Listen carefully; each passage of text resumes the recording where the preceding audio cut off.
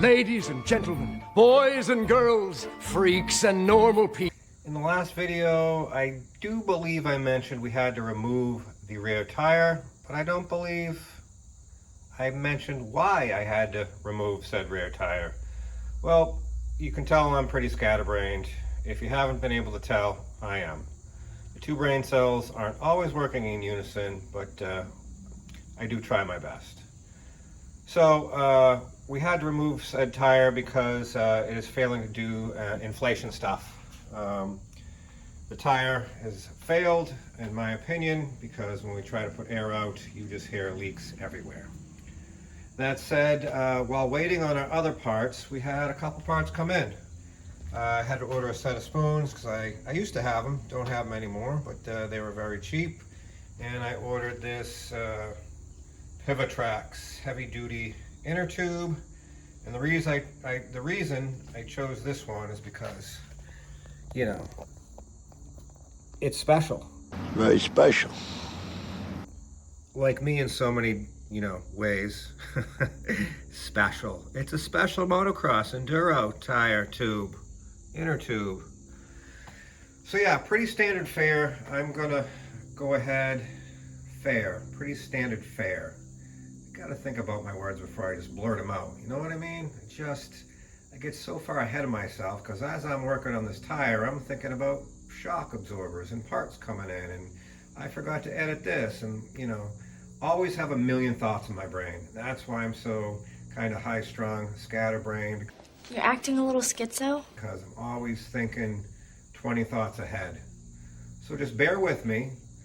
You'll see in my videos that I screw up a lot of verbiage. That's fine, I correct it sometimes, and sometimes I like to see if you can correct me. Anyways, I'm rambling. So like I said, pretty standard deal. I'm gonna go ahead and try and get this inner tube changed out. I think I'm gonna flip the tire around so we have the good biting edge going, you know, the right forward direction. And if I run into anything, I will bring it back in. If not, we'll just try and get it done. Wish me luck. We're halfway apart, and I just wanted to show you something interesting. I'll just let you know I put the tire on the ground, sprocket side down, away from me. Keep sprocket side away from you at all times. Your knuckles will thank you. And then break the bead, and then just start the process of, you know, oh, also undo your rim lock, which is, well, you know, you can't see it, but there's the hole. Make sure your rim lock's undone. And, you know, just, lubrication is your best friend here. I use WD-40. You can use anything slippery. Yeah, that is like the key to the whole thing, lubrication.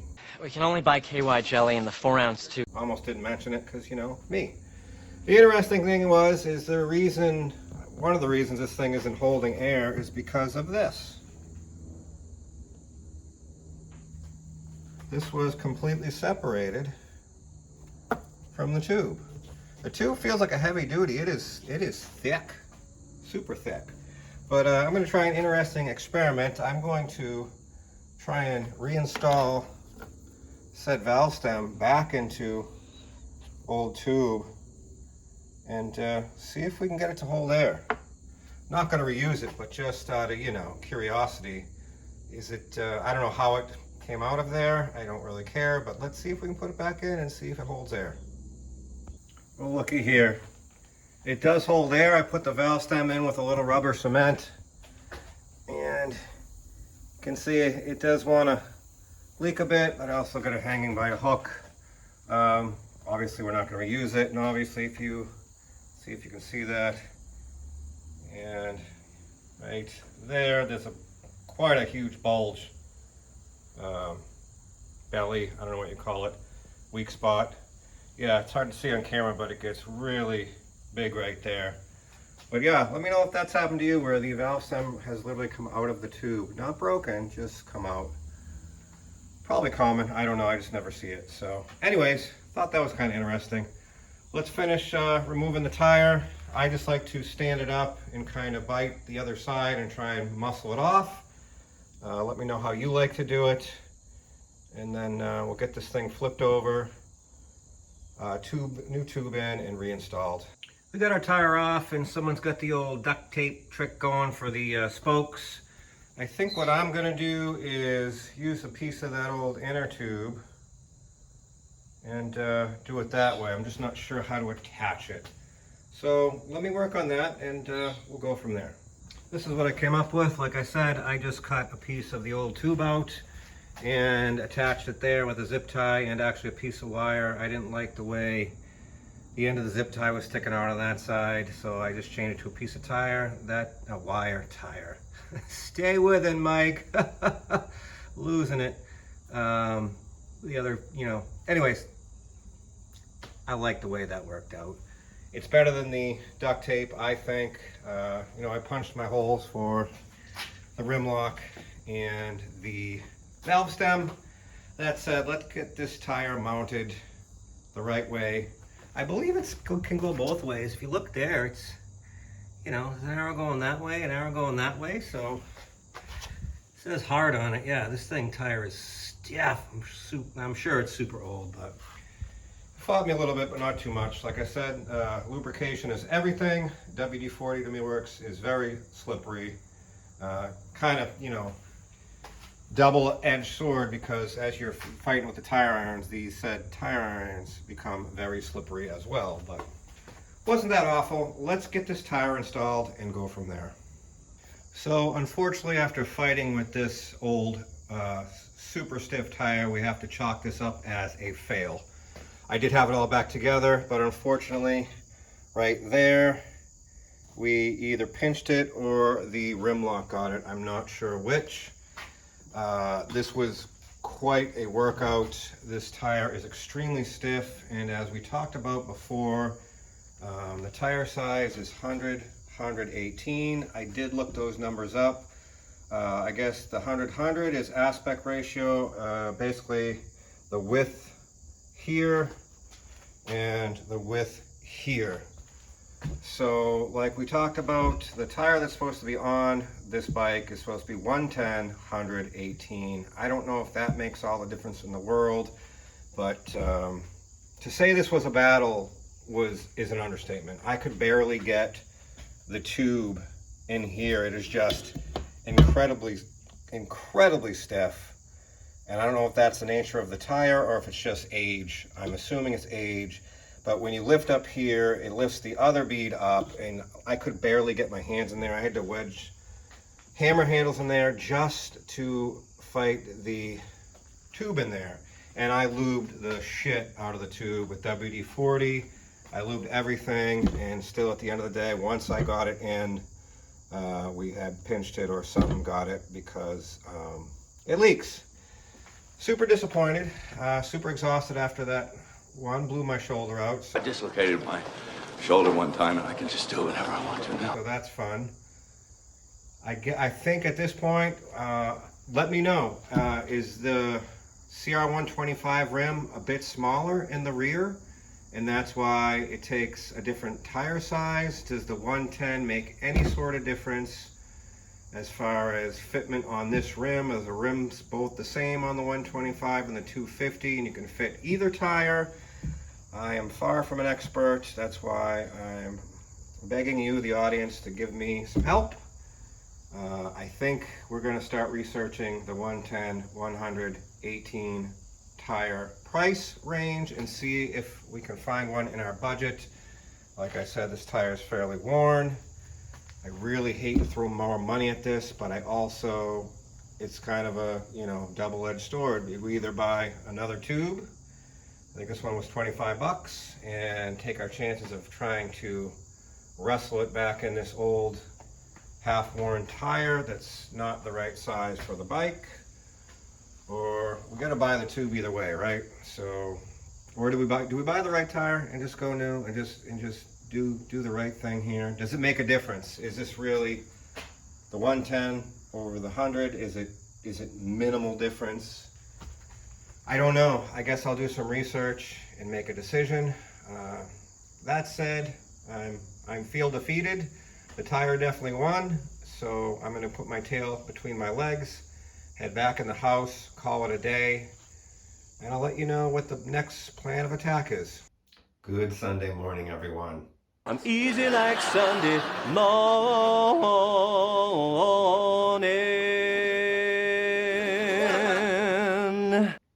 While we're contemplating a decision on the rear tire for our 92 Honda CR250, let's dive headfirst into other things.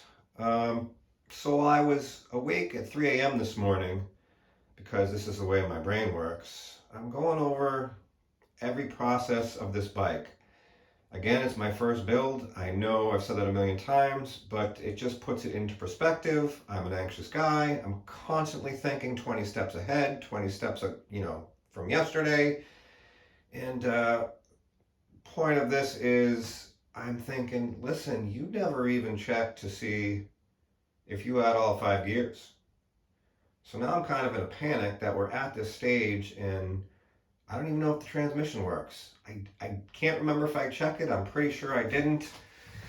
But yeah, so 3 in the morning, I'm thinking that, stressing out, going, man, if I have to go back into these cases, I'm going to be really grumpy and it's going to be very disappointing. If you didn't see the previous videos, please go check them out. I greatly appreciate it. Good news is we do have all 5 gears and neutral. Did it this morning, and now I can breathe a somewhat sigh of relief. That said, moving forward, we had some parts come in. I did spring for the good O-ring chain. If you look in the manual, it actually specifically asks for a DID chain, O-ring. According to the manual, it's 520, 112 link. Hopefully it's correct. We did get our 14 tooth front sprocket. There's the part number if you're interested. There's all the information on the chain if you're interested. We did break the bank and go ahead with some $8 rear brake pads. I believe I showed the old ones. If I didn't, I will.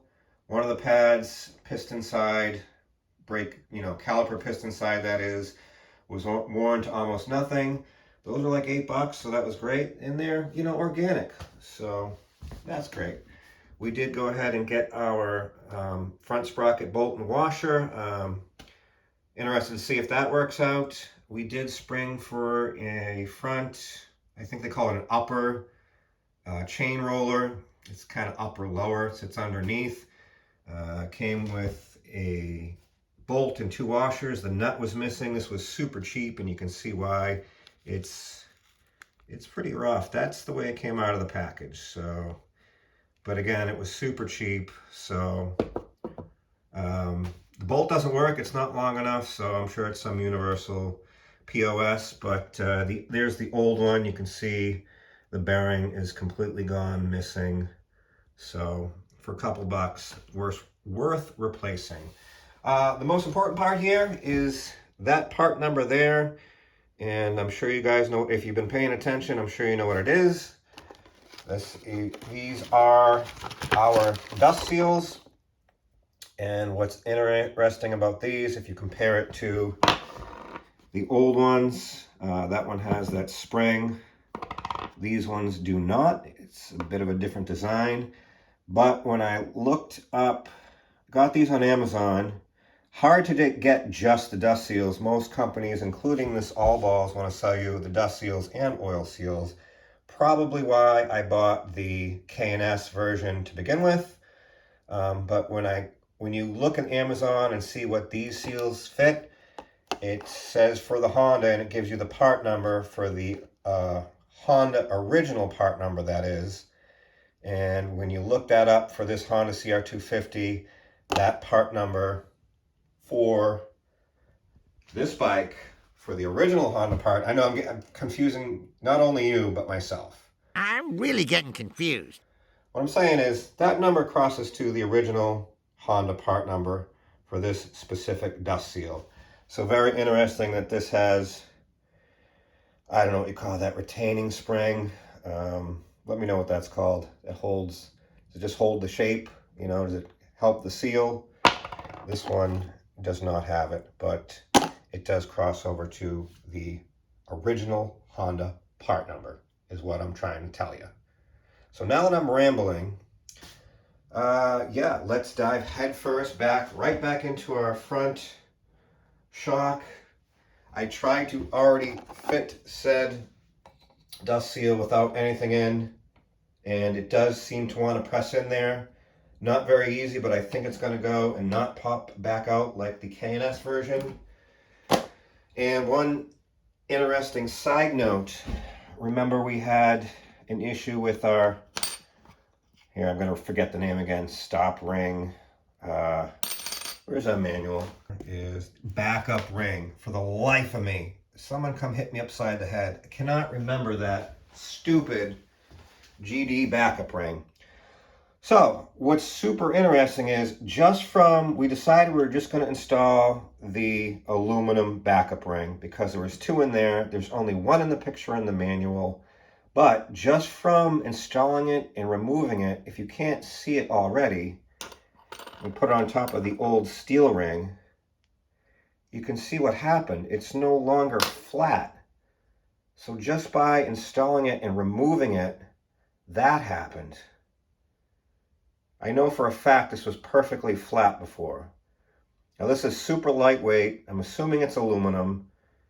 And so I think the force of pulling the, I forget what it's called, fork tube and slide tube or whatever, bent that. So now we're back in the conundrum of, you know, these two are in here. Do I now flatten this two back out and use the two like what originally came out of there? Or do I just go back with the steel? I don't know. I'm confused by this. Again, I'll say it a million times, the manual only shows one ring in there. Clearly shows. Where are we? 24, there's just one.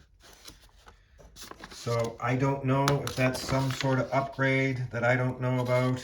Again, here's a picture of our list of things that go back. There is the backup ring. There is only one. There is only one. So again, I'm going to appease to you guys. I think appease is the right word. Maybe not. If it's wrong, sorry about that. I'm going to ask you guys, do you know what's going on here? I know I asked already. Again, I'm rambling. I'll shut up now and we'll get back into this. I'll make a decision on, I'm probably going to throw both of them back in there because that's what came out. I'll flatten that back out somehow. And I believe the steel, I think it went like this. It was steel then aluminum in the order of things. And maybe we'll just go back with both. I don't know. Maybe we'll just go back with the steel one. I don't know. Good way to start. But anywho, again, let me shut up. Please in the comments, say, Mike, you're talking too much. That's fine. I'll shut up now. Let me get set up and try and get this back together.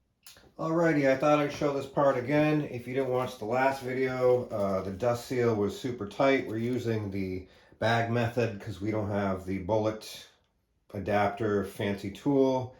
The last dust seal was super tight, so we added an elastic to get past the machined section for the bushing. That seemed to really help. Let's try it again. Obviously, we got to put the oil seal in the direction it goes. And let's see how this new dust seal fits over. Part 1 good, and part 2 good. So there's our dust seal, and then we need our clip, which is somewhere where I don't know where it is. Here it is here. We got our retaining clip, and now we're going with our oil seal in the, where are we here? Right there, in the correct direction. Close side down. Let's see how this goes over. This went over no problem last time, and no problem this time. And that's it for our plastic bag. Get rid of that. Take our elastic off.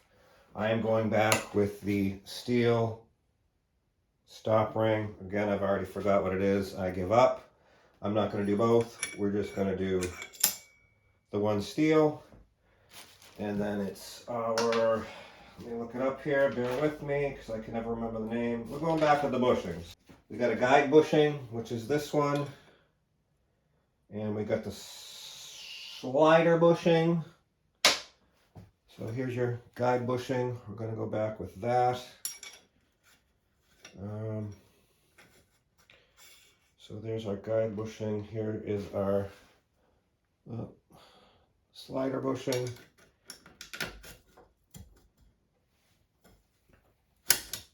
And there we got that on. And let me get set up to go back in the fork tube and we'll go from there. Okay, we have our fork slider in our fork tube. I neglected to mention that I did end up buying this 43mm seal driver on Amazon for $16, $17. Everyone else wanted a bunch of money. The oil seal was very hard to install without this, so I did spend the $16, $17. And let's just see how it works here. All right. It's supposed to just do that, I think.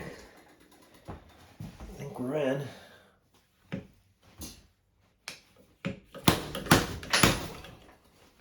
Now we're definitely in. Well, that makes, I don't know if you can see that on camera. I don't know if I got the shot, but that made all the difference. We're in. Well worth the $16. So yeah, that made life a lot easier. I did remove our retaining clip from around the shock tube just so it wouldn't be in the way. I'm now going to put that back in place and install it until you hear the click. Until you hear the click. Clickety-clack, clickety-clack. Make sure that that's seated all the way around. Now the real test. Oh, easy now. Is this dust seal going to seat in place for us? I think you're just supposed to be able to just push it in. I'm not positive on that. Don't quote me on that. But it says, like I mentioned before, in the directions, you just seat it in. That's almost all the way in there. Are you supposed to use the driver on the dust seal? I don't believe so. Will it hurt it if we do? I don't know. We'll just try it. Does it fit around there as good? No, see, it doesn't quite. It goes on the beveled part. Yeah, we don't want to damage the dust seal. So let's try and just seat it by hand, I suppose. Oh, that's a lot better than the other version we had. That's there. Well, it's nice when you have the right parts. Well, I'm happy with that. It's not popping out. Seems to be in there. Fantastic. I also learned in my research, if you didn't watch the last video, there's supposed to be a spacer here. And it's supposed to just protect the dust seal when this goes all the way down, is what I got out of it. All right, well, that's all installed. Let's figure out our next move and go from there. So you can see there, our dust seal has worked itself out a little tiny bit. I think you can see that on camera. So that makes me happy. Let me know if you run into this problem and what your solution was. I'm sure a lot of you are going to say just buy OEM parts, but that's not really in the budget. We're on our second aftermarket part. It fits most of the way in. I'll let it sit in there a while, try and refit it, see what happens. Moving on. Next is the compressor bolt. Lubed up, ready to go. I stated before, it didn't mention the sealing washer, copper washer. Well, it does. I just didn't read far enough ahead. The problem with this is, as mentioned before, there's a lot of damage here, and I couldn't get it out, so I had to run a bit around there, open that up. Well, oh boy, sorry about that. With that new washer on there, it doesn't want to go back in, so I found this bit. I think it's an old school shaping bit. I don't think it's a deburring bit, but we're just going to run that in there, open that up a tiny bit more so we can seat our compressor bolt, get that installed, and I'll bring it back in when we're all set. I know what you're thinking, and yes, after clearancing this housing so our compressor bolt with new sealing washer can seat, you're like, Mike, what about all that fine metal shavings? Yes, I hear you. Even with the paper towel jammed in there, I did spend, I know you can't see it, 20 minutes cleaning the inside of that fork tube, and there's part of the proof. Like, yeah, look at all of it. Even with the paper towel, that's how much snuck by there. So I'm going to run that through probably 3 more times to make sure everything's out of there, and then we'll continue tomorrow. Our compression bolt is now in, seated tightly, and torqued to 80 Newton meters. So in reading our manual, this is where we run into some problems with our fork oil refilling and air bleeding procedure. If you're just joining us, in the previous video, we could not remove the fork cap from the locking nut. It just spins both ways with the same amount of resistance. Again, if you've run into this, let me know. So according to the manual, we're supposed to put our slider tube to our fork tube all the way down to the axle holder stop thing where the wheel goes and the axle. Slide it all the way down to our spacer, not to damage our dust seal is why that's in there. And then, according to the manual, you're supposed to put half the oil in, and basically, here's a picture of it here. There's no spring in there yet. There's no cap. There's no anything. You're supposed to make sure that all this assembly is put together correctly with the oil hole facing a certain direction. Forget which way. But for us, that's neither here nor there because we cannot separate all this. As I stated before, I tried everything. I'm not going to fight it. I don't want to break it. I don't want to have to replace anything else. Another thing to note is the video I watched, there was no air bleed procedure whatsoever. He basically changed the bushings, the seals, did not mess with this part whatsoever, added oil, and I believe, called it a day, put his compression and rebound settings back where they were, and that was it. So, as far as air bleeding, without the stuff in the way, where are we here? Give me a second. You're supposed to slowly pump the piston rod and fork tube 8 to 10 times, and you're supposed to feel it to see if it's consistent. Oh yeah, here we go. Cover the fork tube with your hand and compress it slowly. Repeat until the fork tube's movement feels consistent. Well, we can't cover the tube because all that's in our way. Without the spring, you're supposed to tie the piston up with a piece of string so it doesn't fall all the way down. And like I said, you're supposed to compress it 8 to 10 times. Bottom the fork tube against the fork slider spacer.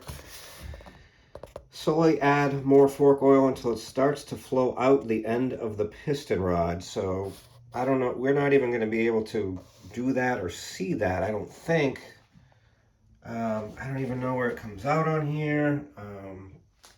Yeah, so I'm, never done this before. I know I have to keep saying that, but if I seem confused, it's because I am. So please let me know, is the air bleeding super necessary? Or is this an older shock? Why in the video the guy didn't air bleed the shock that he was doing? I don't think he even mentioned it. But yeah, I'm going to try and figure out a way around it. As far as oil goes, I'm just going to go to, it gives you all the capacities, fork oil capacities. I will, I have a measuring vessel. We'll measure out the cc's or whatever it calls for, milliliters, ounces, add half. I don't know whether to try and pump this with the spring. Is it going to come out some oil hole somewhere that I don't know. Basically, I don't know what I'm doing, is what I'm trying to tell you. And it just is compounded by my lack of knowledge and stupidity because we can't separate all this. So let me figure it out, or half-assedly figure it out to where we can put this thing back together and go from there. One of the shocks is completely back together. The cap nut is torqued to 35 Newton meters. Like I said, I wasn't really able to bleed it correctly because I could not put my hand over said tube and get said air out of it. Like I said, video did not go through this process. Let me know how necessary that was. I gotta tell you, out of this whole build, this one shock, you know, I was stressed during the motor for obvious reasons, never done it before, but this shock is just absolutely killing me. So not only did the fork cap and lock nut not separate, but going back together, it started to strip. It, you know, it didn't want to go back together is what I'm trying to say. I had to file the bottom of the threads. There was, as it was coming off, something must have caught it. So I very meticulously and, more important, patiently filed the bottom of the cap where the thread started, got it to go finally, and we're in. So like I said, as far as bleeding go, I just dumped oil in, pumped the piston 10 times, dumped the rest of the oil in and pumped it 10 times, put it back together, and that's it. It gets better. So like I stated in the first video, if you didn't watch, the rebound setting, as I tried to count how many clicks it was to begin with, it just spun forever. So trying to go back all the way in, same thing, it just spins forever. If one of you could let me know what that means, obviously something has failed inside this fork cap setup. However it works, you know, the fork cap wouldn't separate, the setting screw just spins both ways, either direction forever. Let me know if you've run into it. If so, please leave something in the comments to educate me. The compression side, no problem. Instead of going to our initial, we wrote it down. It was 7 clicks on the rebound and 8 on compression. They tell you in the book here, 92, 93. So compression side on the bottom is 5 clicks out from full end. Rebound is 11 clicks. Couldn't do anything on the rebound. Did 5 clicks on the compression side. So yeah, I can honestly say this front one shock has been a nightmare from start to finish.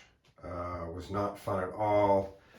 Like I said, I don't know if you can see it. Oh, there you go. Our dust seal does not want to seat all the way, but we're running it. It doesn't pop out as you compress the shock. It's in there 90% of the way. And now it's just rinse and repeat. Rinse and repeat. Always repeat. I can't see it, but the other one's sitting over there in the corner. We got that one to do. At least I have a little bit of a clue on second round. As far as air bleed, they say once you get everything back together, you can these are meant to run without air. So it says once you're ready to ride the dirt bike for the first time, or whatever time after rebuilding this, you can just undo the air screw and bleed the air out that way. Let me know your thoughts on that. Get the other one put together. I just wanted to show you this because I was looking at it. Here's our new socket. Stay with it, Mike. Here's our new front sprocket. Here's our old. So quite a bit of difference as far as new to old, as far as wear. So I thought that was pretty interesting. Let's look at the back too. Well, that has a different machined back to it, but yeah, the teeth, that I would say good call replacing front sprocket. And another interesting and very satisfying part is our front sprocket bolt that we talked about in the last video. Works. There is enough thread in the counter shaft to securely bolt down our front sprocket. I'm confident about that. I think I was also correct in saying there is pressure against the front sprocket. I don't know if you can see it there, but kind of there. This washer is not perfectly flat. You can see the indentation there, how it was pressed. So yeah, there's definitely pressure against that front sprocket. So that's good. I'm very happy with that. I'll probably just install that quick, torque it, and then get started on the other shock. Hopefully it goes a little bit smoother for me. Oh, I also didn't order enough fork oil, so I'm kind of out till I get more fork oil too. So that's good. Wish me luck. Our front sprocket or drive sprocket is installed and torqued to 45 Newton meters. And if you can see here, we ended up buying a used case saver on eBay for like 10 bucks. Well worth the investment. We also got our second fork tube completely disassembled, put back together. Just like the other one, the adjustment screw for the rebound spins in both directions forever. I didn't even bother trying to separate the fork cap from the lock nut. We just took it apart. Very easy this time. It's great once you've done it once, because then it goes 3 times as fast the second go around. So again, we took it all apart, changed all our components. This side also had the double washer stop ring. I think it's a stop ring. Did I finally get it right? Stop ring? Let me know. It had both, but we just ran it back with the steel. If you can let me know why there's 2 in there, that'd be great. Compressor bolt, whatever it's called. Again, we had to kind of mill out the housing to get it out and back in because of the wear and damage to the bottom of the fork slider, I believe that part's called. So now we're literally just waiting on, it should be like 19 ounces of oil, 19 point something, and that's what we have. So we're literally waiting on a couple of ounces of oil. Part of me just wants to dump it in, call it a day, but you know, some very particular side of me is going to wait. So while we're waiting for that, I don't know, what can we do next? I suppose we can throw the carb on. I did already clean it. It was super clean to begin with. Couple things I really regret not doing from the beginning. I was just in a rush, didn't really think about it, anxious. That's how I am. First one, we never checked compression. The bike did run, but we never checked it initially. Really wish I had done that. You saw the gouge in the cylinder wall. It'll be very interesting to see what compression is. Should we do it, you know, obviously we oiled everything in the cylinder, so there is oil in there from assembly. So yeah, compression, we have to do that. I wish I did it initially to see where it was at. Forgot to do it. I'm an idiot. Second one, when we went back together, we never measured the bore. Is it a stock bore? Has it been bored over? I didn't really see any markings on the top of the piston. I hate to assume. I'm going to assume it's stock bore. But yeah, wish I measured the bore to figure out where we're at with the cylinder. Because even though the carb's clean, I haven't checked jets yet. So maybe we'll do that now. But, you know, we don't know where the cylinder's at, you know, piston-wise, to really, you know, judge what jets should be in it. So it'll be interesting. So why don't we pull the carb apart, pull the jets. We do have, it was running in a Gold Series FMF gnarly pipe.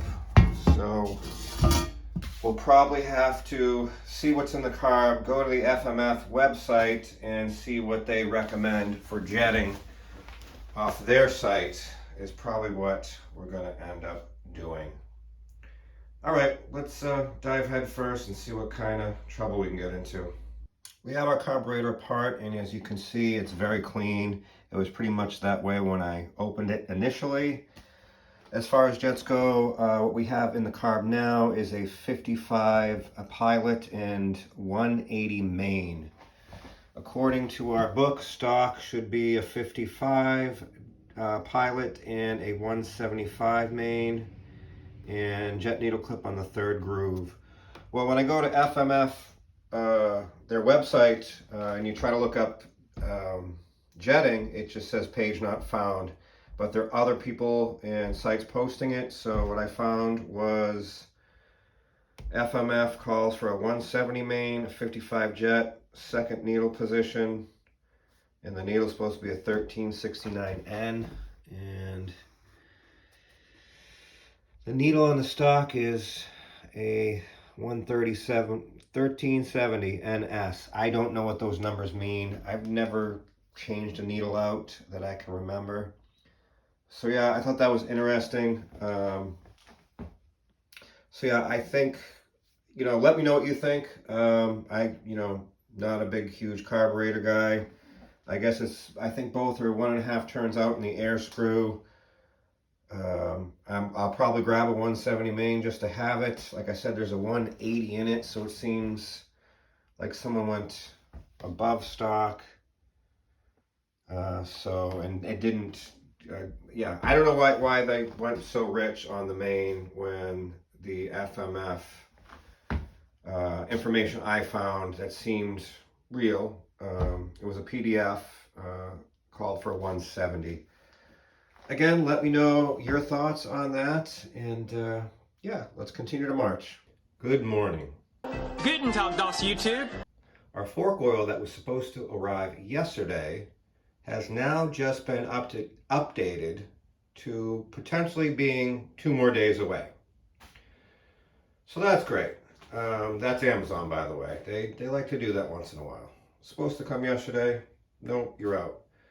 So called local parts stores. O'Reilly's can't get it. AutoZone can't get it. They can order it, but we already got it on order. So we don't have any really local motorcycle repair shops near me. So I started to do some research, and it's a big to-do, big debate online, what you can substitute for fork oil. Everything from ATF to power steering to mineral oil. I guess it comes down to, the big debate was, viscosity, corrosion, and foaming. ATF was kind of split 50-50. Half people says it's great, they've been doing it forever, no issues. The other half says, well, it foams. So if you're in really rocky terrain, you're going to foam and, I don't know, lose dampening or whatever. This shock's not going to work the way it's supposed to. I didn't have any ATF in stock. We were literally 2 ounces short. I don't want to wait another 2 days. I want to keep going with this. So this is what I found in stock. Had no ATF, but I did have some Gold Eagle, like a flaming golden hawk, power steering fluid. Will you just look at the graphics on this? What car is that? Is that one of those old Porsche cars or Austin Healey's? I don't know, Triumph? I don't know what that, Fiat. But check out the cool graphics on this. What do you think this is? 70s? 80s? I have no idea. But we went ahead, added our 2 ounces. It's the same color and everything, so I'm just going to say it's good. Let me know your opinion on fork oil and fork oil substitutes. That said, we are going to fill our shock halfway, pump it just for shits and giggles, even though it's not really the right procedure because we didn't separate everything. But we'll pump it 10 times, add half, pump it another 10 times, call it good, close it up, scream at me because, I'm probably doing it wrong. I'm pretty sure I'm doing it wrong. Anyways, let's get this, these shocks back together for the final time and get them back on here so we can keep moving. Here we go. Wish me luck. We finally have our front fork tubes, suspension, whatever you want to call them, reinstalled to the front end. Lower and upper triple clamps torqued to 22 Newton meters. Just a side note on the 92 to 94 models, I don't know if you can see it right above the flange clamp here. There's a groove. All you do is line up the groove with the top of the upper triple clamp, and that's it. Mic proof. What else? I think that's it. We just got to torque our top steering nut, which was like 91 Newton meters. Is quite a bit, so we'll do that next. And then I think we're going to get front wheel on, handlebars, and go from there. I'll bring it back when we got something else done. Wish me luck. Our steering top nut is torqued to 118 Newton meters. On one other side note, I just wanted to mention, before I installed these, I put the two fork tubes, two front suspension, whatever you want to call it, I put them together and put as much body weight as I could on both of them, compressing down to see how fast they would return and, you know, compress and rebound and return and what rate of speed. They both did everything the same, identical, which was great news for me. You know, if one returned super slow and one returned super fast and they didn't go down, you know, compress the same or rebound the same. You know what I'm trying to say. They did everything the same, which makes me feel better, and I'll sleep better at night knowing that. Alrighty, we got updates. So, here's where we're at. Front tire is on. I forget the torque spec on the axle nut. I think it was like 80, 81 Newton meters. Axle pinch bolts, fork tube pinch bolts, 22 Newton meters. Not much there. And what else? Let's see, what else did we do? I think that was it. Handlebars. Again, the torque spec on those, which I was surprised wasn't much at all. I think, again, it was only 22. If I remember right, correct me if I'm wrong. We ran our clutch cable. I believe that's how it goes. I spent at least 20 minutes trying to find cable routing. Again, the manual doesn't really show it on the bike. But according to forums and not so good diagrams online, I think that's the way it goes. Clutch is installed and works. Grips, I bought these cheesy Honda grips for like $13.99. I liked them at the time. I put them on the bike. I no longer like them. I don't think they look good, for one. For two, when I put it on the throttle side, even though they're obviously different sizes, it crushed that to the point where the throttle didn't work. So I ordered some different ones, and hopefully those will be in sooner than later. One big problem, you know, it's just another problem one after the other. As I was doing the front caliper, all of a sudden the two brain cells kicked in, and oh yeah, when you bought this, the front caliper was hanging up. Well, we took that all apart, and we did have one piston that was hanging up, and I worked it and worked it and worked it, and I finally got it freed up and moving. So that part was good. The part that's not good is then I came up here and started looking at this, let's call it a shit show of a master cylinder and brake lever. So long story short, this is not the right master cylinder. I believe it's the right brake lever. You can see there they had washers in there spacing it out. And if you can, sorry about the glare, there's actually a hole there for a spring. They had this wore out piece of bolt jammed where the spring went to act like a stop. It was just a mess. Didn't see it initially. It does work the brake, but yeah, on the original Master, the brake hose is mounted in the rear, so I don't even know what this is out of. So I don't know, and the caliper is still hanging up. The brakes work, but the caliper is hanging up. So I don't know if it's a stuck piston or slow to return piston, or we have some different master cylinder with some different bore sizes that don't equal what our caliper needs, and that's why we're not returning on the piston. I don't know. But anyways, we went on the old eBay and found the entire assembly, lever, master, hose, caliper, the entire thing for $65 on its way. I guess the caliper was missing a couple parts. Well, we have extra parts. So that's on its way. As far as the bars go, I know they're beat up. I didn't bother painting them. I know they don't match the bike, but again, every day I work on this thing, it's something else, money-wise, and I don't, we don't even know if it runs. You saw the cylinder. You saw the cylinder. We haven't even taken a compression check yet. As far as spark plug goes, I did end up switching out to a BR8EG. There was a BR8ES in there. The manual calls for an EG, and I did some research. I guess the EG is less prone to fouling, so I was sold on that for $5 and a new plug. Decided to pull the trigger on that one. Not a problem. Our other hose, brake line, rear brake hose clamp came in. Not a big deal. Threw that on. What else did I want to talk about?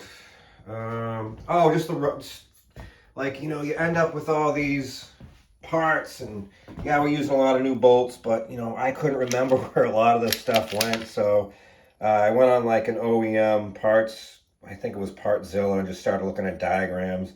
So this is part of the front brake hose assembly. I had this rubber stop bushing pad. I had no idea where it went. Saw it on the diagram and figured out where that went. I still have no idea what this is and where it goes. It was sitting against something rusty, pardon me, and I can see like thread marks in there, so obviously a bolt went through it. Looked at every single diagram on, I believe again it was Partzilla, and I did not see this. So if you know where this goes, please let me know, because I haven't a clue. Other than that, like stuff like this, I have no idea where this goes. Gas tank, this massive washer, no idea. As far as, it looks like something for the wheels, but I went over the diagram, 18 times before I put it together, and yeah, not sure where some of this stuff goes. Some of it's, exhaust hangers and whatnot, but anyways, I'm rambling. I'm just going to mess around with some small stuff. I think we're going to be able to address rear tire today as well, hopefully, and we'll get you in on that. So yeah, that's where we're at. Let me get some more stuff done, and I'll bring you back in. I think I also... I think I mentioned this already, these two wires. It's for the kill switch. I didn't even notice before, but it did have a kill switch on it. We have a used one, I think off a 93 CR250 on its way. So we'll have to wire that up quick. So yeah, we're just waiting on a lot of little stuff. Carburetor, I mentioned we're waiting on. The main jet, we're going to run them 170 as per the FMF website jetting page PDF diagram thing. Paper. How's that? All right, let me continue to march, and when I get something else done, I will bring you back in. We have our new rear brake pads installed. Reason being, there's one of the old ones. Yeah, not much left there. We also discovered that we were missing a return spring. I know it's hard to see in there. I had a couple of the old ones, none of them worked, so I grabbed an exhaust spring out of our kit, bolt kit, and it does hit the case. So what I did is I found some heat shrink tube that fit over it, and that worked out pretty good, so that's all set. As far as crankcase oil goes, let me know what you run. Some of you guys are going to cringe with this. Maybe not. Oil doesn't go bad. Book recommends 1040. Again, let me know what you like to run in your transmission. We found this. Haviland. Do they even make Haviland anymore? It looks like it was a Texaco product. 1040. This was sitting in the back of the barn. I have like 5 quarts of it. Unopened. And like I said, oil doesn't go bad. But yeah, if you don't know what barn I'm talking about, if you haven't seen my previous videos, please go watch them. I beg. I need the views. I need to keep going here. I'm starting to get comments, and I love it. It's what keeps me going. A good, bad, other, positive, negative, I don't care. I just need some reinforcement. Channel's going in the right direction, but very, very, very slowly. I don't know how we go, you know, I don't know how do we increase the views, beat the whole algorithm code. If you know, let me know. I've done everything according to YouTube channels that help crack this so-called code with watermarks and, to my mind, stupid little shit. I don't know. Let me know. Comment on what you do with YouTube videos. I've never gone in and looked in at someone's channel's banner, picture banner. I suppose it says I got to make one of those. Never done it. Watermark. I've never clicked on a subscribe watermark in all the years I've been watching. So yeah, if you let me know, please. I like doing this. I'm going to run this 1040 Haviland oil. Another interesting fact, I don't know if you can see this, the bottle itself was made in Leominster, Massachusetts. And if you haven't gathered or watched my other videos, I am based in Massachusetts. That said, let me get, it says, the manual says for engine overhaul, 1 US quart. So we're going to add that, see how much oil leaks out of where, and go from there. When I get something else done, I'll bring you back in. I'm wigging out. You wigging out? There, I said it. There's a reason for that. Wig racing. So, we made an executive decision. We chiseled open the wallet, and after seeing that there was nothing in it, we tried the debit card, and after the debit card got declined a few times, with your broke ass, we somehow pulled it off and got a tire. So, yeah, this is the one I chose, Wig Racing. Never heard of it. Have you seen packaging like this? Is this how they come nowadays? Couldn't tell you the last time I bought a dirt bike tire. It's been a hot minute. Anyways, here we are. The reason I bought this one is because it was the cheapest. Tires are expensive. This one was about 70 bucks. It was by far the cheapest one I could find. And I did find it on Amazon. That was the cheapest one. eBay was not even close. They were in the 80, 90, 100, $135 range. So I don't even know what it looks like. Can't remember what it looks like. Don't really care. It's a new tire. It's the 110, 118, so it's the right size for said year, make, model. We also got another tube. It says it's heavy duty. This one was only, I think, $18.95. The other one, if you watch the video, I believe it was 25 bucks. Other one was made in China. Other one was made in Vietnam, and it was special, if you remember from the video. This one is made in China. If I had to take my pick, I'd probably choose Vietnam. I don't know why. Just Good morning, Vietnam! Are they both communist countries at this point? I don't even know. I don't really keep up on the politics. I know China is. I'm not sure about Vietnam. But that's neither here nor there. I'm going to go round 2 with this rear tire. And I'm not going to film it because if you've ever done one of these, it's a battle, it's a fight. I even watched some videos just to freshen up the procedure in my brain, and even the guy struggled. And he was, you know, pit crew for a dirt bike racing team. So, yeah, I'm going to use, last time I used WD-40 to lube everything up, and I said, well, petroleum products and rubber don't get along. Oddly enough, I don't have any Windex in stock or window cleaner. So I'm going to try Armor All, because that's slippery as hell, as you all well know. You put it on your seat and you slide right off, or put it on your pedals and the foot slides right off. So not only will it protect, but it'll hopefully help me go back together a little bit easier. Let me dive head first into this, see what kind of trouble I can get into. Hopefully I don't pop this $18 tube, but I probably will. So wish me luck. Here I go. Ladies and gentlemen, we have success. One installed tire, bead set, rim lock in place. I think I set it down to like 20 pounds. I don't know what the thing is. And we're armor rolled, all in one go. Armor all worked a treat, definitely helped. Night and day difference as far as wrestling tires. You can see the size difference is pretty obvious, which I'm surprised. I didn't think it was going to be that big a deal, but if you see the sidewall there and the sidewall there, I see there's a pretty clear difference. I'm guessing what that's the 110. The wig is made in China. The Kenda is made in Taiwan.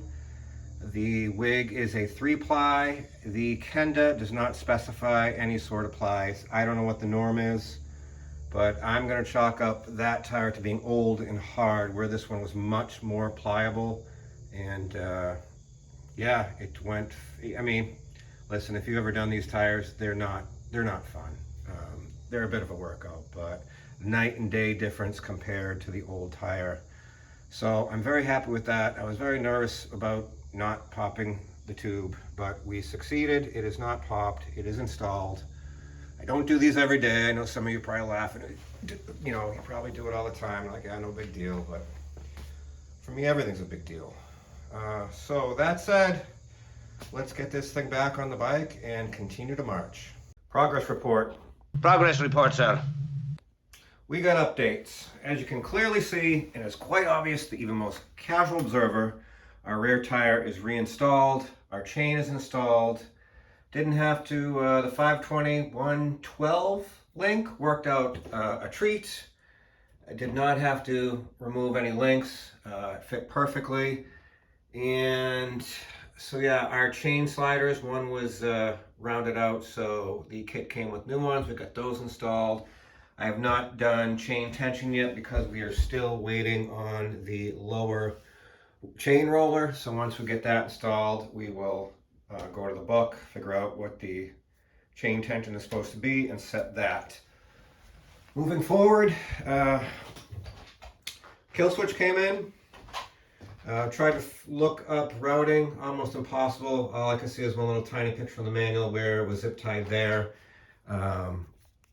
It did come with the bullet connectors, which I don't have yet. So I got to get a couple of those so I can wire that up quick. And then we can button up all this wiring, zip tie it, and go from there. We also got our $65 brake assembly, complete brake assembly in, and got it installed. As you can see here, along with other components, which we'll talk about. Caliper, one of the pistons was pretty rough and was pretty old oil and grease in there. So I'm a little nervous about one of the pistons leaking. It was missing a couple of the rubber bushings and one of the caps for the piston, which we robbed off the old one. But we got it all installed. This is the correct master cylinder for this bike. The brakes work, and they also, they don't work, so to speak. They do return, everything returns. Our caliper is no longer hanging up, and yeah, I couldn't be for $65 for all that. This brake hose is actually in better shape than the old one off the bike. I'm going to show you quick. It came with what, in my opinion, is a stock original CR250 lever, but since our clutch lever was black and cut, we went with the black one, cut one, just to match. So I'm excited about that. As you can also see, we got our front number plate on just to kind of direct cable routing. That bolt there was a broken bolt we drilled out and extracted. Was not fun.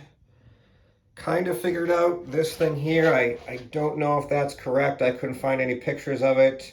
That's how they had it originally. Let me know if that's correct. It does have a 2-hole bracket. It was clearly going through that hole. Not sure if it's correct, but it's doing the thing. We got our bracket here installed. We got our shock covers installed on both sides, and we also have our front fender installed. I'm sure you've already noticed the videos of the new front rear fender laying around. I could not bring myself to use those old disgusting plastics. The bike deserves better than that. If you didn't see the plastics video, please go watch it. It would help me out. So yeah, that came out really well. You have to drill the holes for the bushings there, and not bad at all. All installed. So as far as moving forward goes, we just literally 5 minutes ago had our 170 main jet come in through the mail. So we're going to go ahead and get all that swapped out. There's a 180 in there. According to the FMF website, we're supposed to be running a 55 Pilot, which is in there, a 170 main jet, in a, I believe it was a R1369N needle. Well, when you look that up, this one had a pretty good bend in it. And when I looked it up, I wouldn't say it's unobtainium, but the couple, I think I found 2 online for sale. They wanted $30 for said needle. This is a R1370N, and I got 99% of the bend out of it. We're going to run that. It was set at the 4th clip placement. FMF says wants the 2nd slot, which we've already changed it, and that's what we're going to do. As far as air screw, 1.5 turns out. So let me get that all swapped out and put back on the bike, and that's going to allow us to do a lot of other things. We'll do, carburetor, airbox, and just continue to march and get this thing back together. Also, we did start putting radiators in. The radiators are in horrific condition, bent every which way. I did spend a long time getting fins at least opened up. You can see here where I've been in here. Most of these fins were like just folded over. So I spent a good hour between the two, quote unquote, straightening fins out. Obviously I left this side off so I can button up the wiring. But yeah, it's starting to look like something. We're going in the right direction. That said, let me get something else done and we'll bring you back in. Progress report. We got updates. So we rerouted the clutch cable, so now it goes behind number plate, through triple clamp, and on the side of the radiator. After doing more research, that seems to be the correct routing. And when you turn the front end back and forth, we have plenty of room. So I'm happy with that. Gotta take the number plate off and blah, blah, blah. Anyway, next up was the carburetor.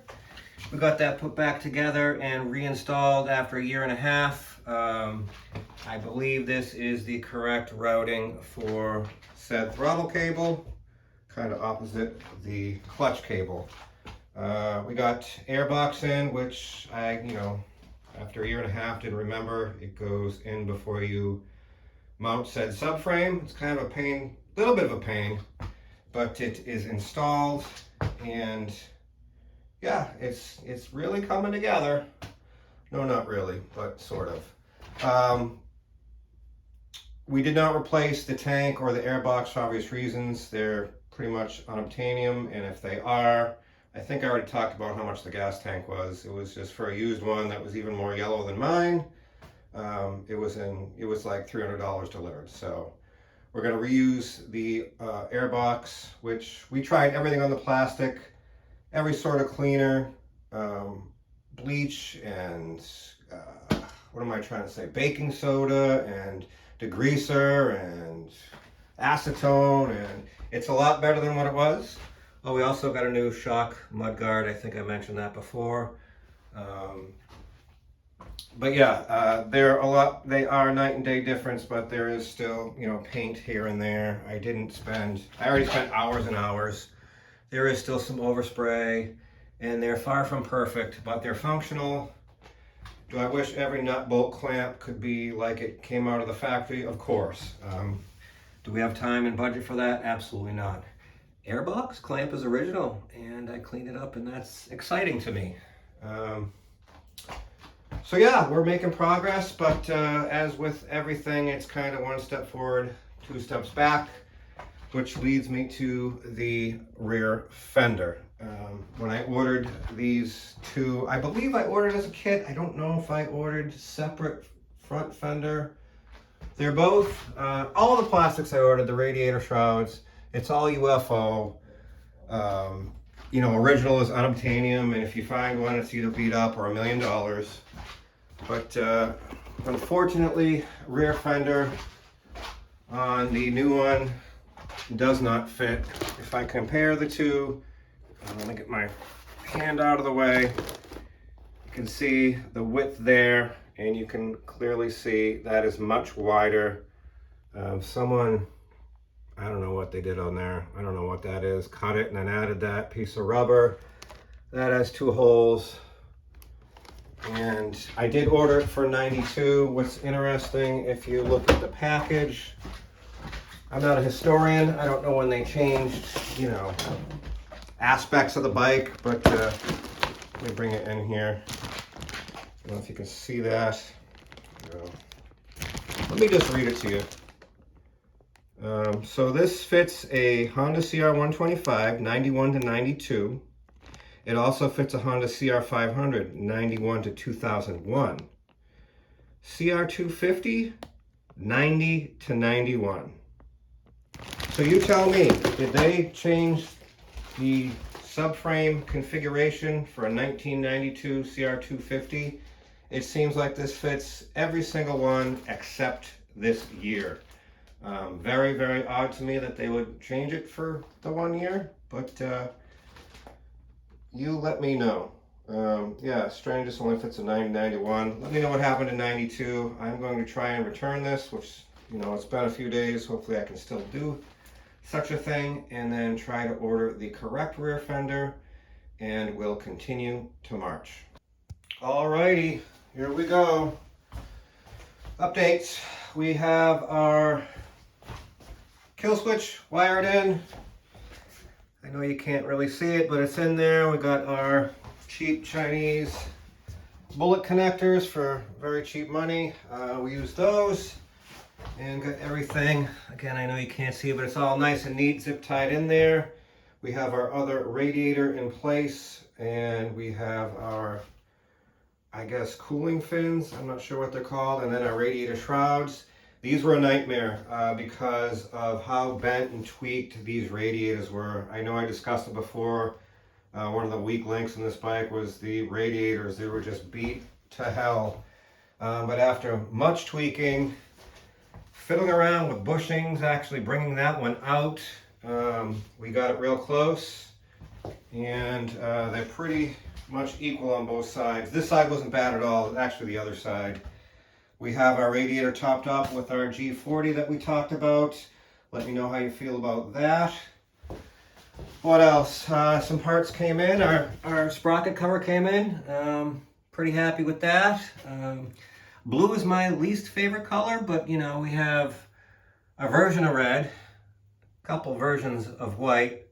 So keep it on the patriotic side. I mean, we got the blue shock. Let's get some blue fuel line. So we got that installed. It did come with clamps, but the clamps would not fit over the carb and petcock fittings. We got our replacement fender in, and it fit without any issues. I will give a shout out to, I believe it was Everett Power Sports. I probably should look that up. He took the old fender back, no problem. He didn't take it back. He let me keep the fender and refunded me my money. This one came in. This was someone who ordered it, never used it. It was $24, so I was all over it. It is the same brand as the radiator shrouds and front fender, which I believe are UFO. Let me know how you feel about those. I just bought them because they were the cheapest. So yeah, that fender fit right in. We got our side covers on. Our seat is mounted. I'm not loving the seat cover, but it is not torn and all intact. Is that it? I believe that is it. As far as the rest, we are just waiting on... You really why this hits the gas tank? Is that not supposed to do that? I feel like I'm not into the way, but I feel like I don't want to angle that more in. Is it supposed to fit in between? Maybe I'll... Oh, maybe it's the wrong one.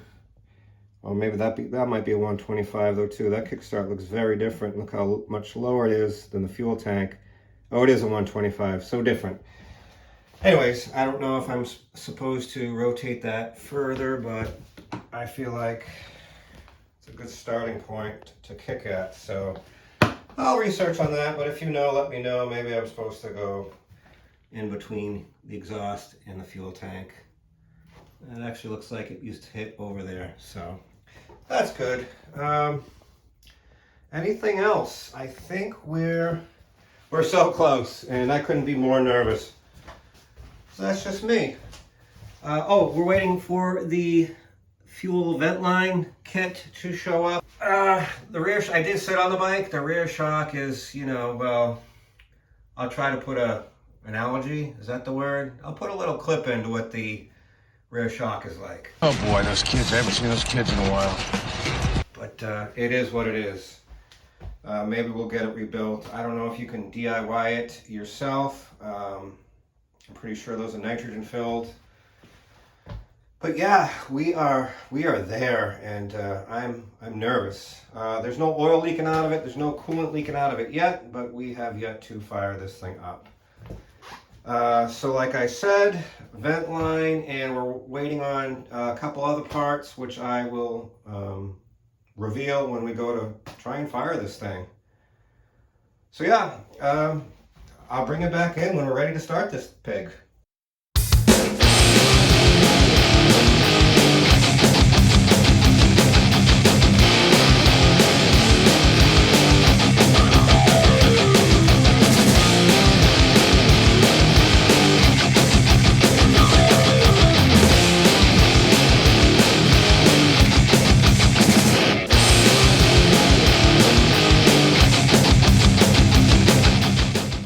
Well, here it is. Our 1992 Honda CR250 is finally, well, sort of, kinda, mostly done.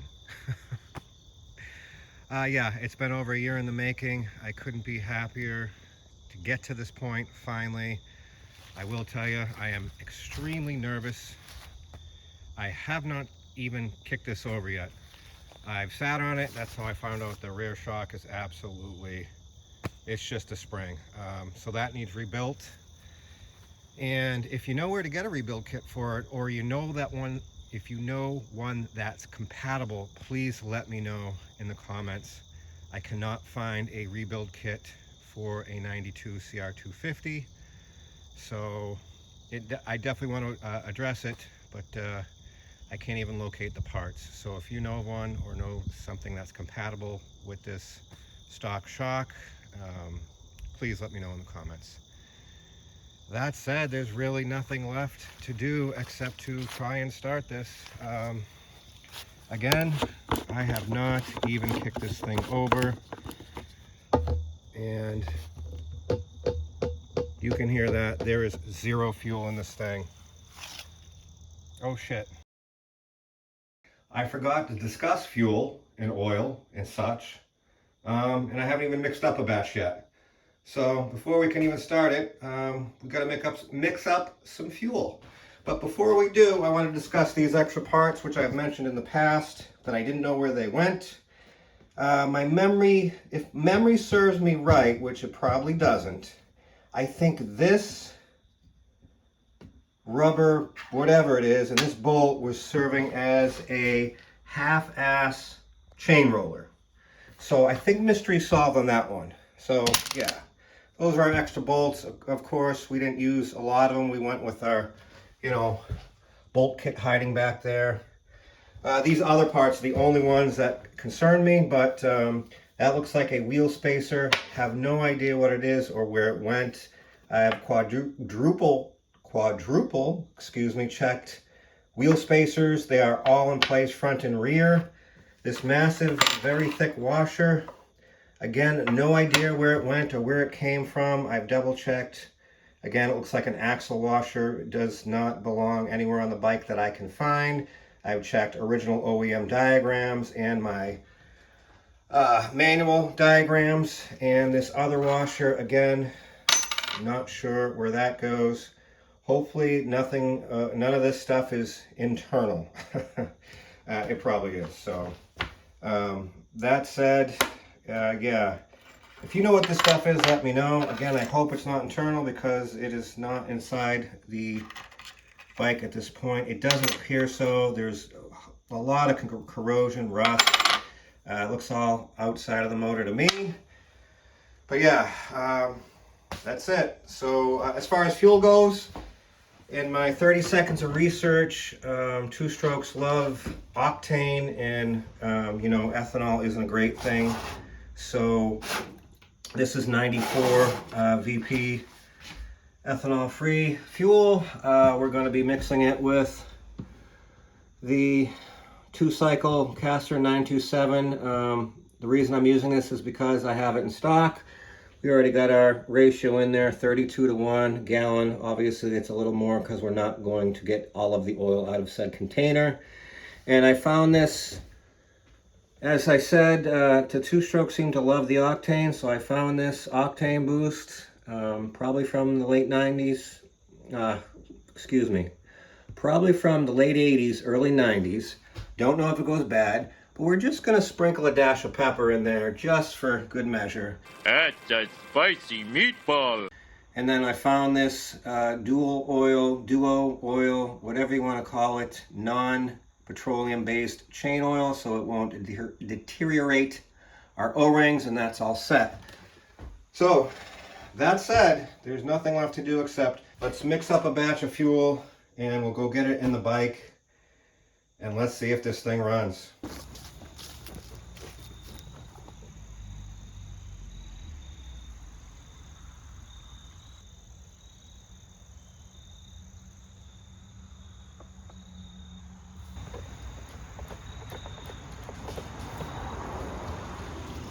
So I haven't even tested the petcock. I don't know that petcock flows, leaks. I don't know. Let's see what happens.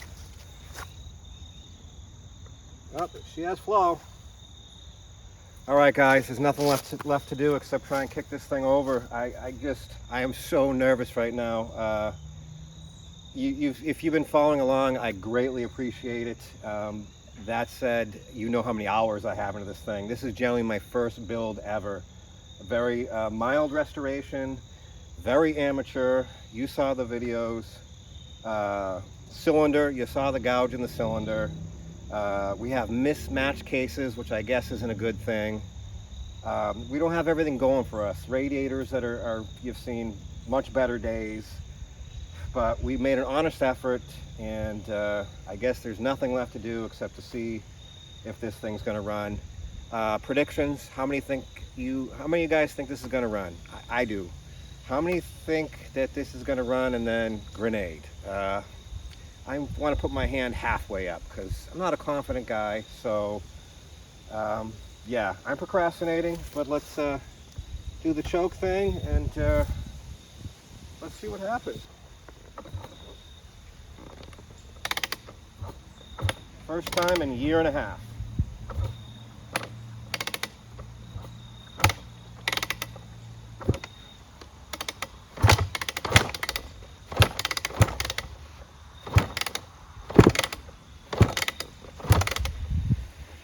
Wish I had dirt bike boots. These are steel-toed sneakers, but they don't feel great.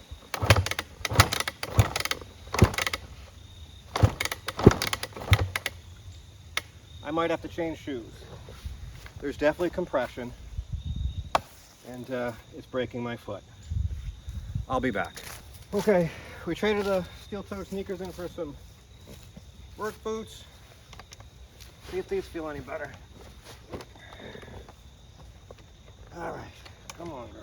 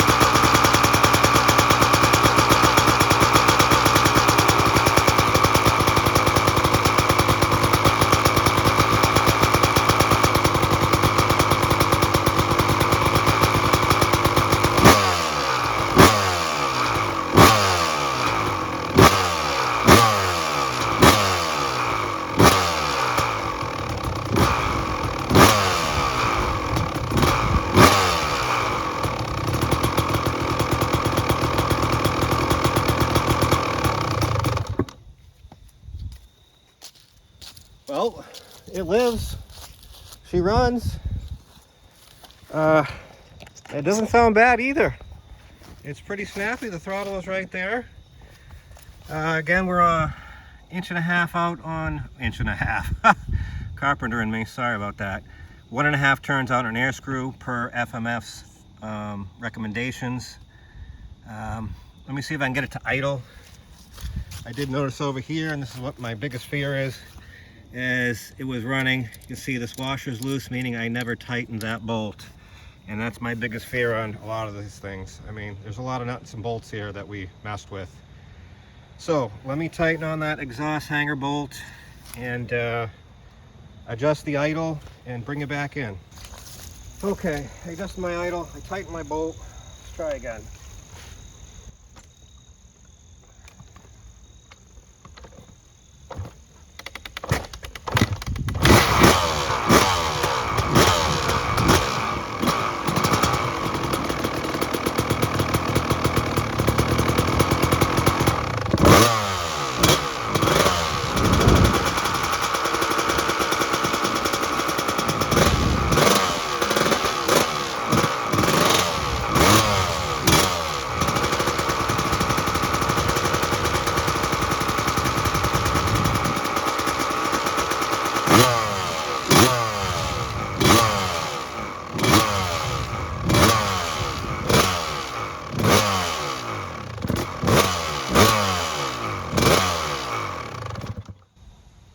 Alright, she doesn't want to idle.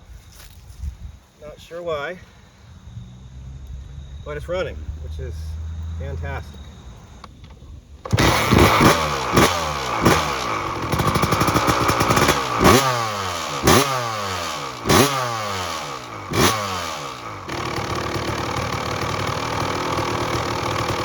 Alright, so idling now. Hasn't blown up yet, so that's a good thing.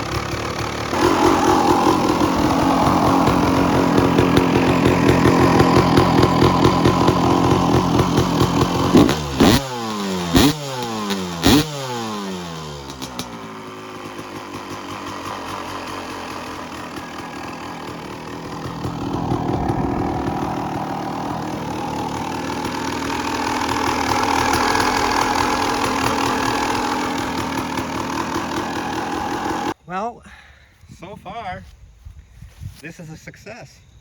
It runs. We got it to idle. One thing I'm thinking of right now, we never set our floats. But there's nothing pouring out of the overflows, so yeah, I forgot to set floats in the carburetor. So, not a huge deal, but yeah, it seems to run relatively good. I'm a little shocked, to be honest with you. Anywho, know how hot this head got yet. Let me ponder for a second. She's warm. Let me let it cool down a minute and double check coolant. And cap's even a little warm, so we must have flow. We're warm everywhere. So yeah, let me let it cool down for a second. Let me double check coolant, and there's only one other thing to do. Let's take it across the street in the field and see if it moves. All right, we're across the street in the field. We got our 92 CR250 with us. I will say one thing, I did drive it across the street in first gear, and the clutch seems to be hanging up a little bit. It's not really doing all of the clutch things, it's doing some of the clutch things. I feel like I got plenty of throw, mile of throw on that clutch, so I'm not sure why it seems to be hanging up a little bit. When you throw it in gear, it just kind of wants to stall and instantly move forward, but maybe that'll work itself in when we go for a ride. So without further ado, let's see if this thing moves. I don't have any fancy drones or film crew, or I just got an iPhone, a $12 tripod, and a dream to one day be monetized on YouTube. See what we can do. Sorry about the wind. Windy today.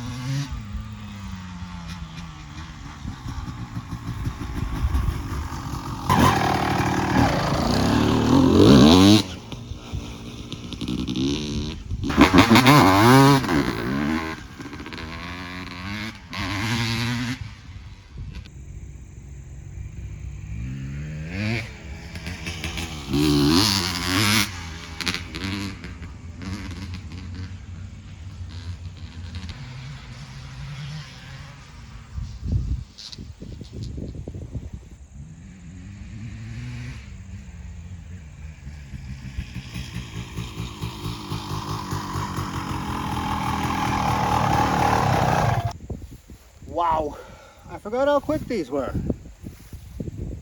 Whew. Forgot I'm 48 years old and haven't been on one of these in a long time. Whew, duh. She moves. My old little heart is pumping. My arms are full as I'm trying to, you know, do the thing here. Wow. The biggest problem I'm having is this rear suspension. There's none left, so it's just all over the place. Second problem I'm having is they were supposed to hay this field again, and they never did second cut. And as I'm going through it, the grass is so long, it's actually pulling my feet down.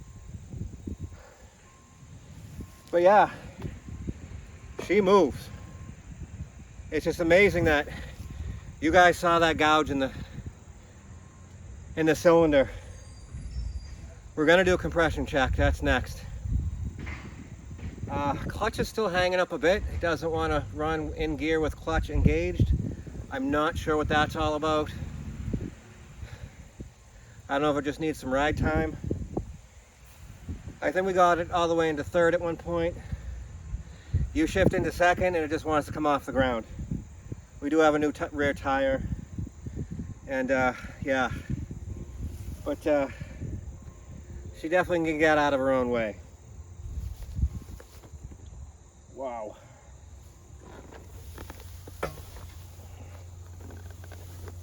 All right. Obviously we got some mud out there somewhere. We have had an amazing amount of rain. I should get my heat gun, or should have had my heat gun to see what this thing's running at. I don't even know what it's supposed to run at.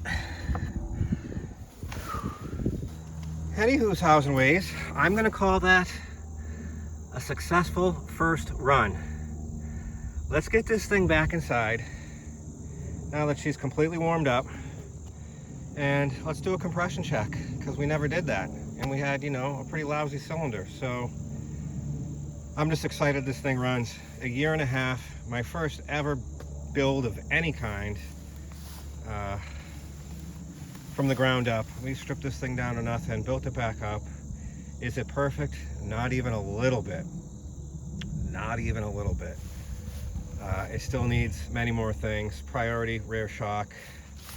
This, you know, we got an FMF pipe to a, what is this thing? Pro Circuit silencer. I think this is like a stock gasket for the stock exhaust. This does not work at all. It kind of just blows the thing back. I thought it would kind of seal, but it's not. So we're gonna do something about that and just go through it, make sure all the bolts are tight, make sure it's running at temperature it's supposed to run at. Obviously we're gonna, you know, have a couple more goes with this thing. But yeah, very happy for initial first run. Pretty satisfying. Yeah, it took way too long, but we're here. That doesn't matter now. We're back together. It runs, it drives. It's got quirks like anything else. Again, not sure why the clutch is hanging up. We're not, how do I say it, engaging fully or disengaging fully. But it seemed to get better as I rode it, so maybe that's all it is. We just gotta, I really don't think it's an adjustment issue. I mean, that's all of the travel with the push rod. It's the same push rod, so I don't think that's the issue. I don't know. Anyways, that was fun. It's been a long time since I've been on one of these. Forgot how insanely quick they are. It is no slouch. So yeah, I know I'm rambling, but it's a lot for an old guy who's never done this before. So yeah, like I said, let me get this back inside and we'll do a compression check. Okay, so we're successfully back inside. We have our compression gauge hooked up. The manual says to remove the tank. We did not do such things because we snuck it in there. It says to warm up bike first, shut off fuel, remove plug, add compression gauge. If you can see here, we're 109. Well, it's still warmed up is what I'm saying. Let me know if you know what the head temperature is supposed to be, like max. Like what, how do you know if this thing's running hot, other than, catastrophically failing. Let me know if you know the head temperature, what it's supposed to be, at full warm up. And yeah. Anyways, after 10 minutes of riding, hopefully you can see this. Here's our plug. Focus. That to me, so far, brown. Not a ton of oil on there, not white, not black, but brown. That is running perfect. So that makes me happy. But again, we're only 10 minutes into it, so. Let me get you on the tripod here, aim at this compression thing, and let's kick it over and see what we got. Throttle open.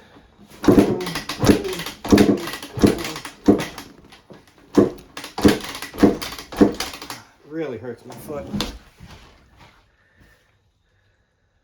Well, I don't even know how that's possible. That was like 5.5, 6 kicks. This thing definitely has compression without a doubt. It just, my foot, my old foot is killing me is what I'm saying. Can you read that? Over 175, 180 pounds of compression. You let me know how that's even possible. You saw that cylinder. I'll go back and put a photo of what the cylinder looked like. I don't know if you guys can see that or not. I mean, I knew it had good compression. We knew the piston and rings had been changed, but 180 pounds of compression? Well, doesn't that go against every physics rule about, compression and rings and gouges and cylinders? I'm not complaining. Let's not complain, but I don't want to tell you if your cylinder has a good size scratch or gouge, just run it, but that would prove right, wouldn't it? Wow, very interesting results on the compression. I did not expect that whatsoever, but I'm not going to complain. Okay, well, we know what compression is. It's acceptable, more than acceptable. I'm going to go through the thing, make sure we have no leaks. I don't see anything obvious yet. I don't see any oil leaks or coolant leaks yet, which I'm just shocked. Literally, guys, this is my first build ever, and I'm pretty meticulous, and I'm very anal, and I don't second guess myself. I don't triple guess myself. I quadruple guess myself. That said, I'm always going back and double checking. It keeps me up at night, guys. I literally will lay in bed and go, oh my God, did I tighten that bolt? I'll run down and double check. And you saw at the beginning of this test run, I saw a loose bolt. Shame on me, but it happens. The 2 brain cells aren't working as good as they used to, but I couldn't be more happy with that compression result. I can't even believe it. It idles, but not great. The throttle response is right there. There's no question about it. We got a clutch dragging issue, so I have to look into that. It doesn't idle perfect. It idles good. But there's other things that I didn't mention. So these air boxes are supposed to have a cover. I looked one up, tried to find a used one, new one. It seems unobtainium. I would say if you have one, let me know, but our air box has damage. If you had good eyes and saw it on the walk around, you can see the air box is broken there. So minus an air box cover and minus a piece in the rear, is that going to affect our idle? Let me know down in the comments. We have our filter, oiled filter, but we don't have a completely enclosed air box. Yeah, so let me know what you think about that. Other than that, I can't be happier with the way this thing, it starts first kick. You saw it out there, starts first kick. And the throttle response is hold on tight. I'm sure a lot of you younger kids are used to this thing, but I am certainly not. It is no slouch, and with that compression, that's why, you know, it does the thing, is what I'm trying to say. She moves. It's too bad about this rear shock. I will say at the end of the day, this is my first build, and my plan was not to sell it. I would keep this forever. You know how it goes. You sell something you hold dear to your heart, that you put endless hours, time, sweat, blood, tears, the whole 9 yards, and then what happens? You sell it, and you regret it, and you try and find it again, and you try and buy it back.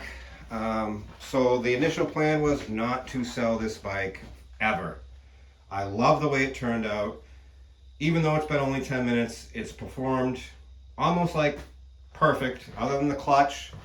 If it wasn't for the clutch, I'd say complete success. But unfortunately, the bank account's in the red, and I'm not going to have a choice. If I want to keep going on the YouTube thing and buy the next project and keep going, I don't have a choice. I'm in the business of buying and selling and making YouTube videos. And right now I don't have extra money where I can just keep this thing. I really don't have the storage. This is the most secure storage I have, is this tiny room. So as painful it is going to be for me and how much I'm going to regret it, it is going to be for sale. But that said, first things first, we have to address the rear shock. I cannot sell the rear shock like it is. There's no rear suspension right now. It is squirrely, to say the least. There was a service on eBay for like $321. Guys, the kits are like $50 to $100. Why am I going to spend $200 on labor when I can just do it myself? I've watched a video. You can DIY it.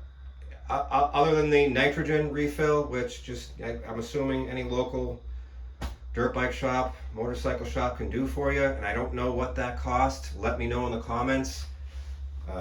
There's no reason why we can't do that rear shock ourselves, other than the fact I can't find the parts. I'll do more research on what exactly the shock is, how many millimeters, that whole, all the specs on the rear shock.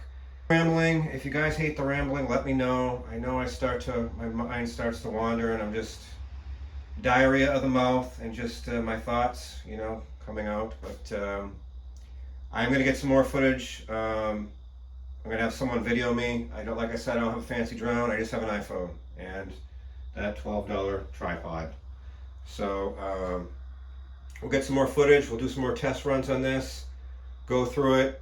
I'll go through it now and make sure there's no leaks. Make sure nothing's loose, and then we'll hit it again and get some more minutes on this thing, and hopefully she holds up, and we'll go from there. Good morning.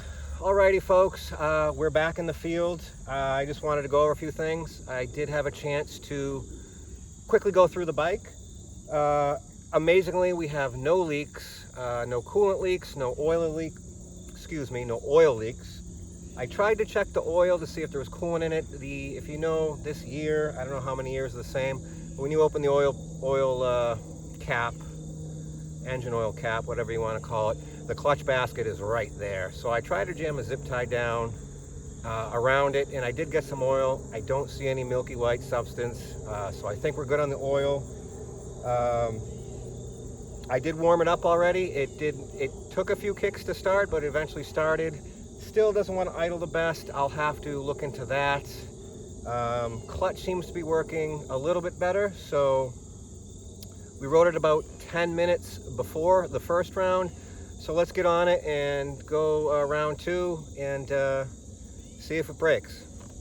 Here we go.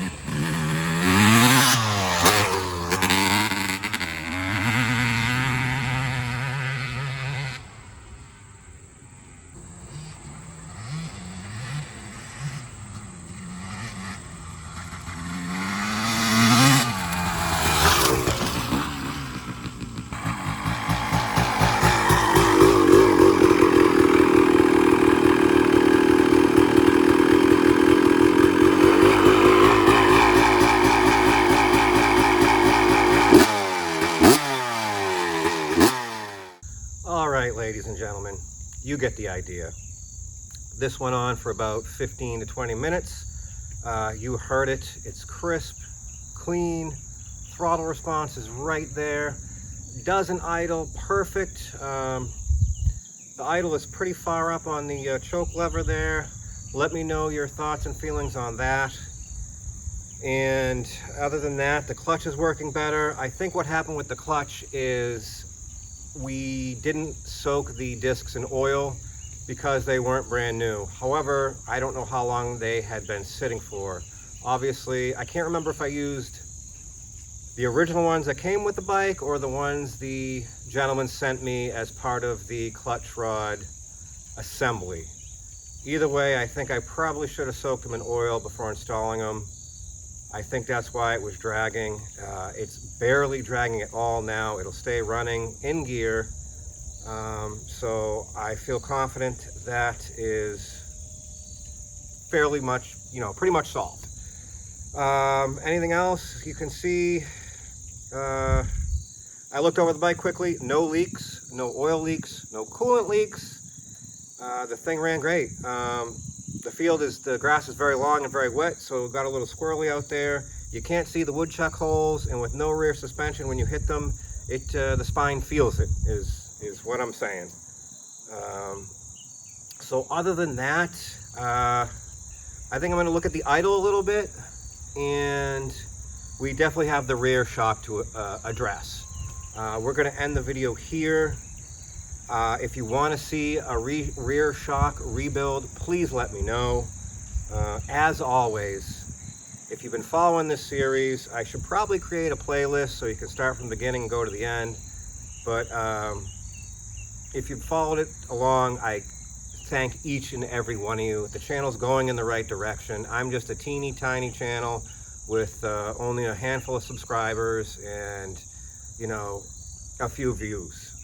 But to those who are hitting the subscribe button, hitting the like button, and especially my favorite is, I know it doesn't matter to the YouTube algorithm, but I love the comments. The comments is what keeps me going.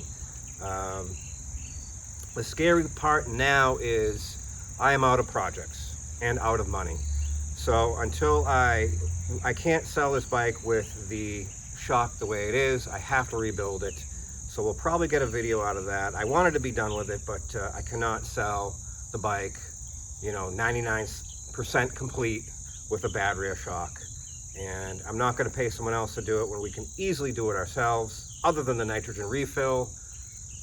So that said, let me know what you want to see next. I got to find some money. I'd love to go try and do a revive and drive for my first time ever, but I don't think the budget is going to allow. I have a bunch of bikes, 3-wheelers, 4-wheelers, snowmobiles saved in my marketplace. Let me know what you want to see. It's probably going to be another off-road vehicle just because of budget. And we're going into the winter, and I don't have a garage. I don't have a heated garage, and I don't have an even enclosed garage. You know what I'm working with. So that said, we're probably going to do a winter project of an off-road variety again. I'm starting to ramble. I'm trying to think of anything else I need to tell you guys other than, I can't thank you enough for keeping me going, liking the video. Let me know what you think of this build, and let me know what you want to see in the future. As always, thanks for watching. Hope to see you on the next one. That's all, folks.